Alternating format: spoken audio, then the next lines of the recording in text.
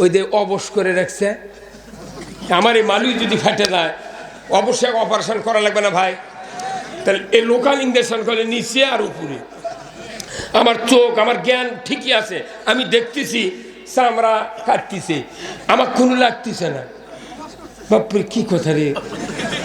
আমার দেশে শিক্ষিত লোক যারা আছে ওই বগলের তাদের সুদ চলিচ্ছে, কিস্তি চলিচ্ছে, চুরি চলিচ্ছে, জানা চলিচ্ছে, দুর্নীতি অন্যায় চলিচ্ছে, ওরা ওরই মধ্যে ঘুঙ্গুর দিয়ে এমন ছুরিতে যাচ্ছে মনে জিব্রাইল ফেল অক দেখলে। হ্যাঁ, কথা কন না আপনি? তাতে বোঝা যায় ওদের ইমান ওদের জ্ঞান অবশ করা আছে। সেই অবশ করার লোকাল সিলেবাস দেওয়া আছে। কলজা কিয়ামত পর্যন্ত মাদ্রাসার উন্নতি হবে, আপনার বেতনের উন্নতি হবে, ডিগ্রির উন্নতি হবে, পৃথিবীতে শান্তি হবে না। কেন হবে না? এখন শোনেন, মূর্খরা মক্কাতে রসুলের সাথে সব কাজ করলেন। মূর্খ মানুষের সমাজ, আক্ষরিক জ্ঞান নেয়, শুনে শুনে মুখস্থ করে বিরাট মুহাদ্দিস মুফাসসির হলেন। অথচ ওই সমাজকে আল্লাহ রসুল বললেন খয়রুল কুরুনি কারনি, আমার যুগ সেরা যুগ। অথচ এখন এসে হাজার হাজার লক্ষ লক্ষ লোক ডিগ্রিধারী, রিক্সা চালায় ম্যাট্রিক পাস করে, সিএনজি চালায় আই পাস করে, গার্মেন্টসে চাকরি করে এমএ পাস করে, আর ভোটের দ্বারা এমএ পাস এমপিগিরি করে ডক্টরে। কিন্তু সমাজের শান্তি কেন নাই? কারণ হলো ওই সময় অশিক্ষিত লোকেরা ছিলেন কোরআনের আন্ডারে, ওই সমস্ত অশিক্ষিত লোকেরা ছিলেন কোরআনের আন্ডারে, আর এখন শিক্ষিত লোকের আন্ডারে আছে কোরআন। এই বুঝতে পারেননি কথা কর? এতক্ষণ লাগলো আপনার এই মেধাত কি মেধাত কিছু নাই? কি কথা কই? একটা উত্তপ্ত কারায়ে এক ফোঁটা পানি ছিটা দেবেন, সাথে সাথে স্যাট করে সাউন্ড হবে। কিন্তু আপনার ওই যে অবসায় আছে যে সেদিন আমি হিট করেছি, বুঝতে লেগেছে 5 মিনিট। আচ্ছা, হ্যাঁ কই না না কই, তার মানে ব্রেন কি হয়ে আছে? অবশ অবশ। তোর গোনা দিন ফুরাইয়া যাবে, যৌবনে লাগবে ভাটি, ওই দেখা যায় ডাকিতেছে তোমায় কবরের মাটি। সন্ধ্যার আগে ডুইবা যাই বেলা,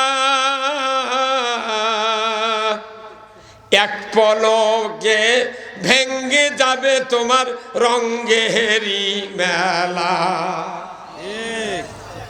সন্ধ্যার আগে ডুইবা যায় বেলা,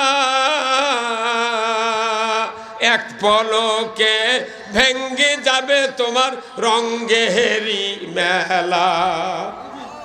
কারে দিবা তুমি জোরে ধমক, কারে দিবা তুমি জোরে ধমক, কার মাথায় ভাঙবে লাঠি, ওই দেখা যায় ডাকিতেছে তোমায় কবরের মাটি। কবরের চিন্তা কাউরো নেই, কাউরো নেই।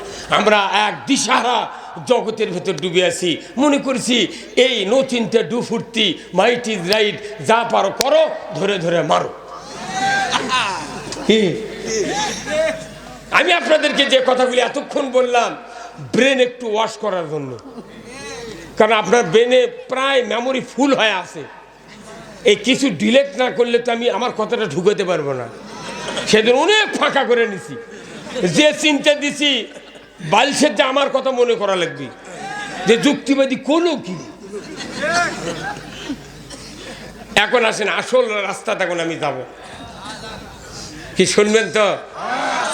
এখন যে রাত 12টা পার হয়ে গেছে, কি কথা মনে রাত 8টা রে, কিন্তু আমি বক্তৃতা করে কি করবো? আমার তো ভোট দেবেন না আপনারা। আমি যদি ভোটের দাঁড়াবে চাই তখন কবেন তুমি আবার খাওয়ার লোভ করছো।